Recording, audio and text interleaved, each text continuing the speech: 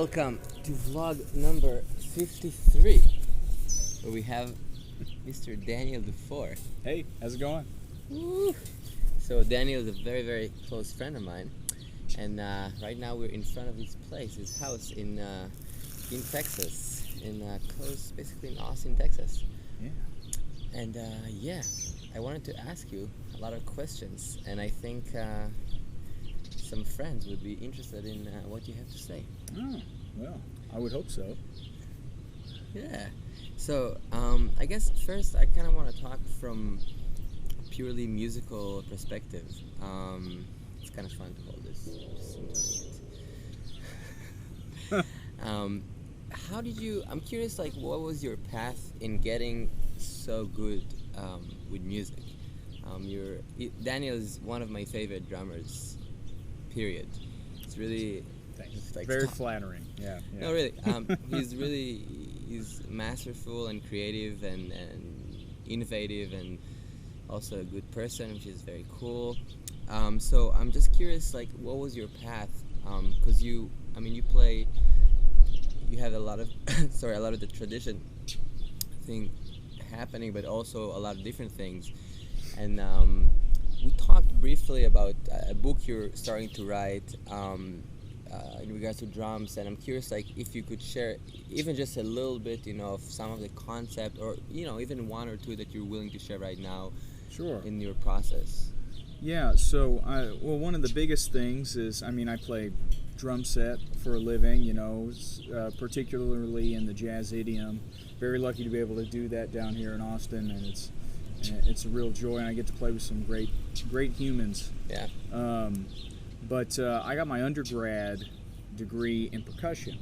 Mm-hmm. So I studied all things percussion in high school and middle school and things too. Classical percussion? Yeah, doing classical percussion pieces, whether you're playing in a symphony orchestra or a wind ensemble, but I also, state of Texas loves football and marching band follows, so I had to be in marching band and do that, and I taught marching band. So there's a big, very technical aspect that I draw from. Stick control. Yeah, or just, really just super machine-like excerpts, I guess we can call them. Just a lot of technical stuff that I've drawn from, that is still encompassed in my playing, comes from that stuff. Whether I liked it or not, it has a place, and I know it has a lot of place for a lot of other drummers that have had to do the same thing. I'm starting to sweat. I'm just saying. It's a little warm, man. I feel like I'm starting to drip. Yeah, I had a shower recently. I'm like, okay,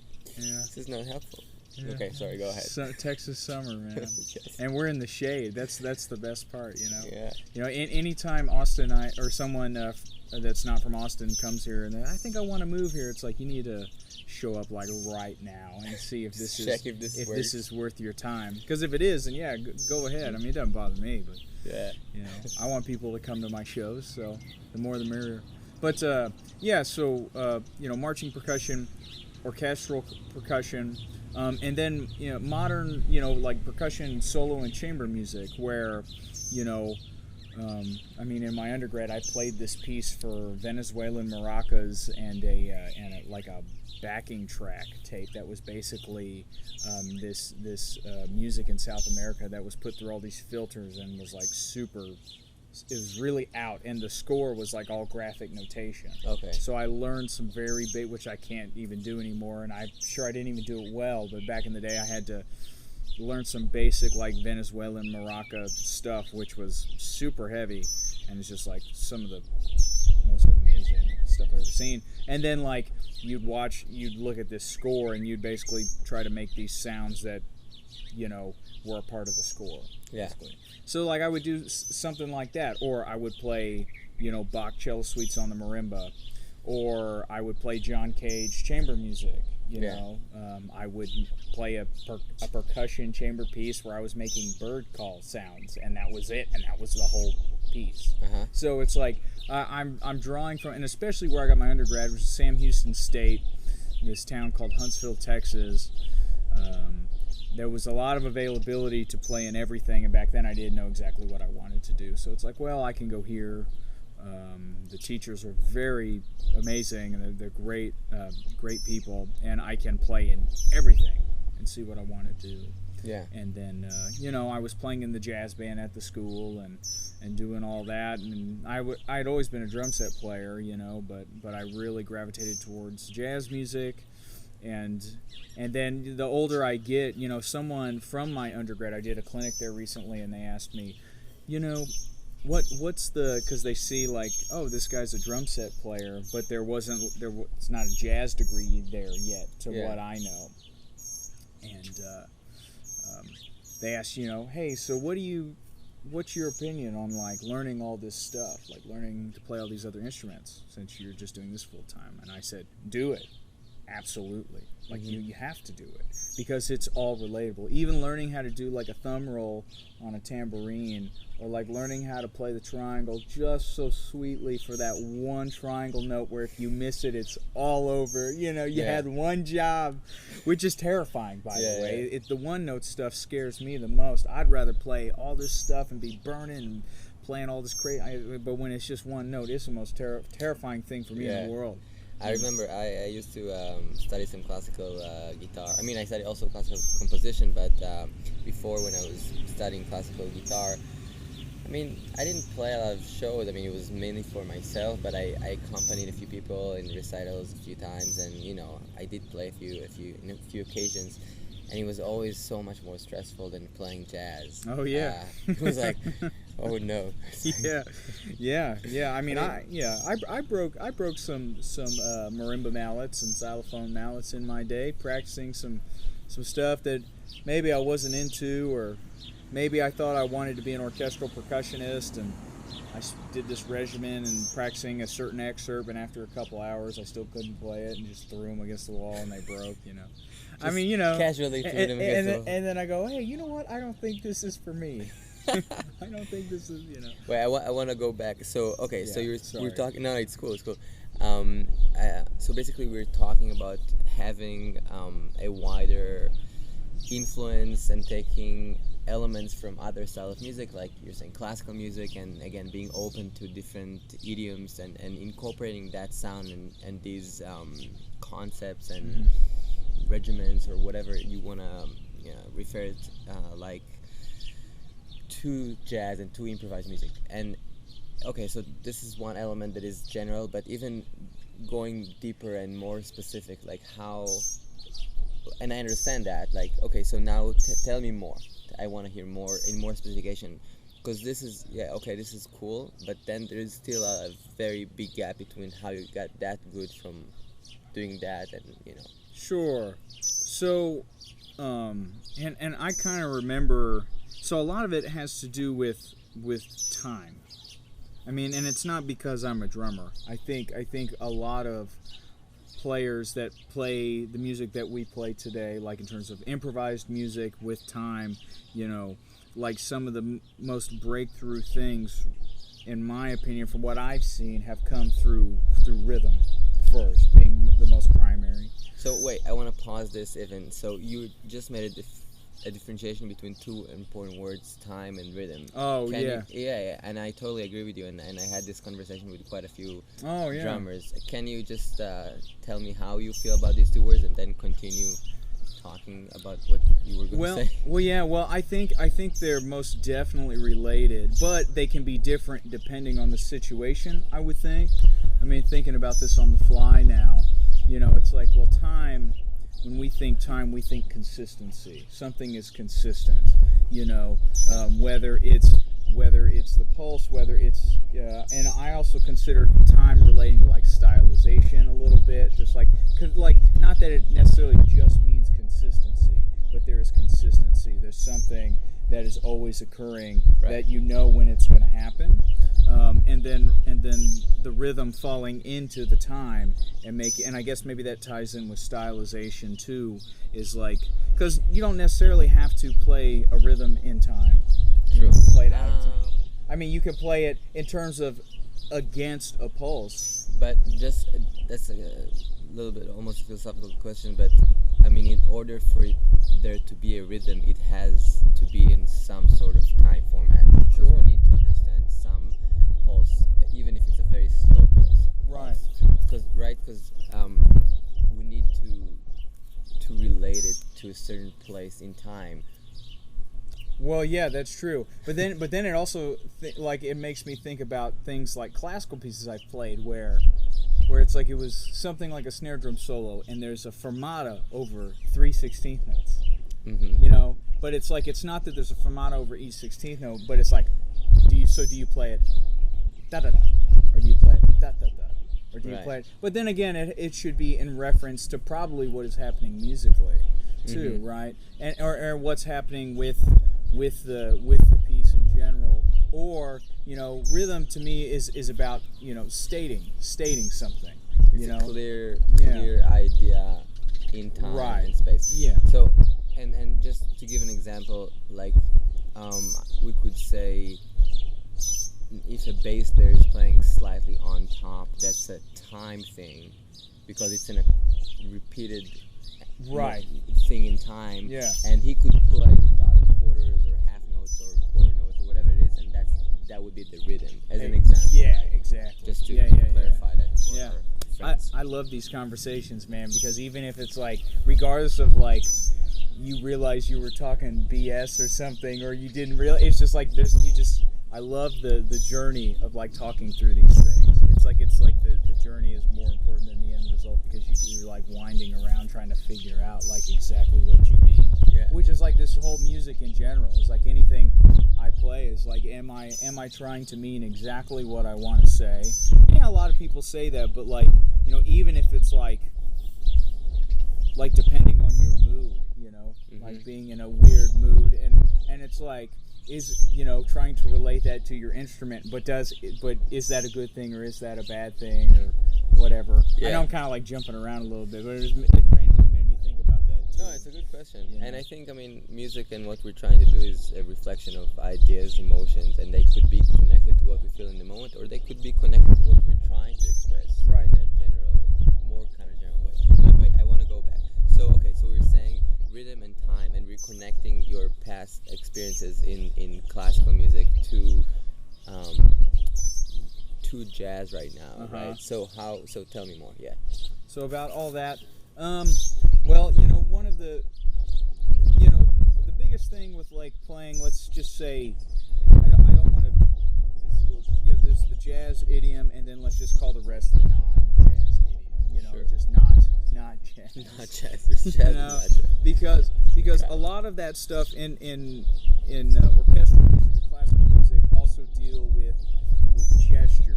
Like, I talk about that word a lot with my students, especially when they start studying, you know, certain musicians like John Coltrane, or like we're talking about Elvin Jones or something, where it's like, what is that rhythm, and we're trying to figure it out, and it's like, you know, some great drum educators have done transcriptions of drum solos like that, and it's like, you know, you try to write it out, even if you slow it down, it's like if you really wrote it out note for note, it would look insane. Yeah. And so it's really almost just like, you know, it's like things accelerating or deaccelerating, where, you know, it's kind of hard to really pinpoint the rhythmic stuff like in a grid, you know. So I consider it, you know, the John Coltrane sheets of sound, right? So it's almost like these gestures, these motions. Well, in a lot of classical music, or in a lot of modern, this chamber percussion stuff, you know, especially when we were looking at graphic notation scores, it didn't have real rhythms. It just had a squiggle or a line or something, and it's like, well, how are you going to, like, you're going to look at this and you're going to make a gesture that's representative of what you think that is. True, and I think in that sense, first about Coltrane, he himself said that he was just trying to kind of fit more notes, you know, in the bar, so it's pretty even a lot of times, but it's not always even. But I think if you go back to, I mean, a lot of classical composers, even Chopin, I mean, there is this, you know, long bracket, says 17, and you just, like, gotta play these. Yeah, right. And I think if you go even deeper than that, and just conceptually, I mean, the notation is just a visual reference to how the music should be played, but it's kind of a reference, and you know, it's not the thing itself. The music is the music, and the notation Yeah. Whether how accurate we think we can get it, it's never that. Yeah, most transcriptions that people write out, it's even if it's always, it will always be close. Exactly. If it's perfect, Yeah. it will always be close. Exactly. When it's like I've done it note for note, well, it's still just close because the idea is to really capture the stylization. Yeah. Of how it's like, yeah, you write these 2/8 notes here, but Roy Haynes played these 8th notes, a very certain way that it would be impossible to write out. Same thing. It's like in a lot of Brazilian music too, when you catch these drummers playing the cymbal, and they it's how we play music in 4. They play it in 2 essentially. So it's all these 16th notes. So 1 E and 2 E and, but it's not just 1 E and 2 E and 1. It has that really beautiful like lilt, little skip up in there. That's just like bad. It's just like the baddest thing on the planet, man. It's so cool. Sure. But that's kind of general. But it's always close. Yeah. Never perfect. Let's go back. So Yeah. I want to hear how you got so good. Tell me. I want to know. So I was having issues as an undergrad in the jazz ensemble at the school. I mean, drummers, rhythm section players, especially in a big band, like, you kind of get put under the gun because it's just you, and it's like, there's always a problem. It's always one of y'all. It's somebody's fault, and it's always the drummer's fault. It's just like, so there was just times where, I just wasn't up to snuff, and I was, just kind of, they were letting me have it a little bit, or like, you're too slow, you're too fast, whatever, and I was really having some issues. And one summer, I said, okay, I'm going to kind of just assess exactly what I'm doing, and I'm going to work on something new. And this is actually, we were kind of talking about we were talking about this book that I'm starting to get all the ideas for, but I didn't talk to you about this exercise. And the guy I studied with, he didn't, we never really practiced. Let this truck go by. Sure.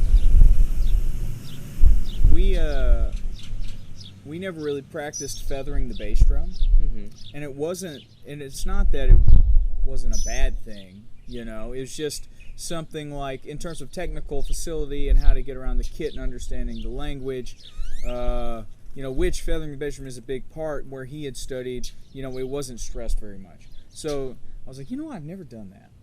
And everyone's like, the director is like just on me about my time. I think I'm like with Net, I'm playing the records, I'm sitting until 3 in the morning forgetting to eat dinner, like playing, and it's just not happening. So I'm gonna like restructure my whole assessment of what time is.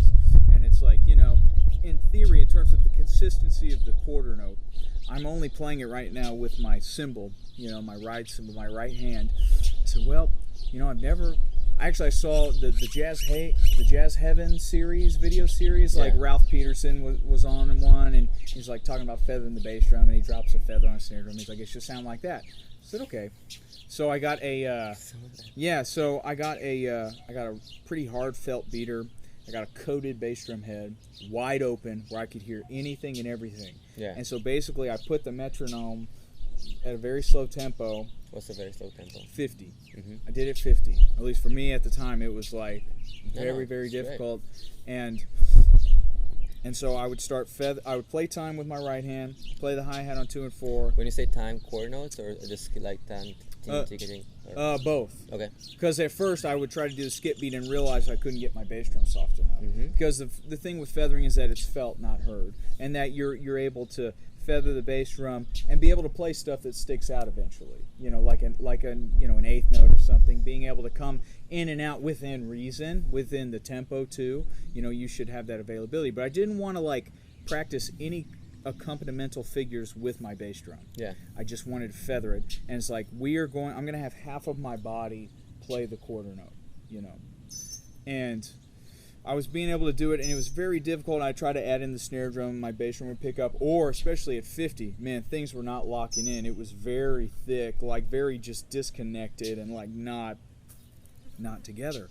And then it started to come together, and then there's so many great drum educators that like, it's good to take the metronome and put it to a certain tempo, and then like while you're practicing a 16th note groove, sing the E of every beat, or sing the 4th 16th note of every beat, or something like that. So I was like, you know what? I'm gonna like try, which I mean, in terms of pitch accuracy was not even close, but I'm gonna sing a blues bass line while I play the cymbal, while I play the bass drum.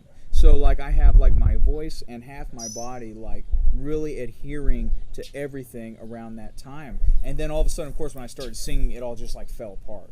So I would do that at 50, with brushes and sticks. I do both. And like, so, playing and ding, ding, ding, ding, whatever, just going and doing the thing. And then it would start to come together. And then I start comping with my snare. Very easy, like 8th note things. Start getting into triplets. If I could play 16th notes, then they'd rush and sound really terrible. I just wanna pause for a second. I don't like we're gonna. Just a short parenthesis. So I had a very long conversation with a good friend of mine. He's a neurologist and deals with music and how the brain remembers. And one of the very interesting things that he was talking about and he was telling me is that the basically imagining something is very, very close to the action. Essentially, it's like it's more than 90% of the action. So you can literally like play air guitar or whatever it is and really get much better without it. So I mean, it's very interesting what you were doing by singing the bass line. Is really imagining and pulling out that information and creating like this imaginary thing. But it's like it's very important because you linking that to other memories that are very strong of playing with people. So when you're practicing, you're linking the new information to older information that is really strong. And you're also doing so it's really cool that you're doing that, like, because it really makes sense from a scientific and a neurological perspective as well. For Close sure. parenthesis, go. So I would do that, and after playing time and I thought I deemed myself worthy to move on, I would solo with just my hands. So singing the bass line, still feathering the bass drum, hi-hat on 2 and 4, and then I'd improvise. Singing? And so I'd play, triplet-y stuff like Right in Time. Should we wait? Oh, it's fine. It's just some big truck. Reverse. And my neighbors, new neighbors. Perfect. But so I would, then I'd improvise. Do that with sticks and brushes. And so then after that, I double it, and I go to 100. And so I do all that same stuff again at 100. When I got comfortable with that, I doubled it again. And then I would go till, I would do all that again at 200. And that's where I would stop. The idea was not... He's not going to stop. I guess he's just going to go for it.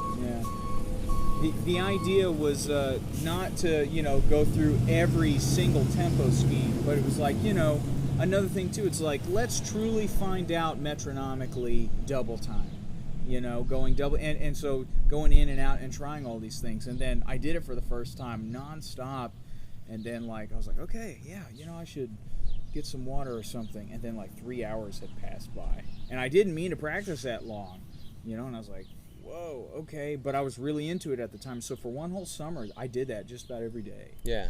And then I'll never forget the first big band rehearsal after my, after all of that. We got together, and then we were trying to read a chart, and maybe some of these musicians hadn't been shedding like they should have or something, but like we're reading a big band chart, and man, it's all of a sudden it was like the next level stuff. I'm sitting here playing, and I'm like, man, like the third trumpet player's behind.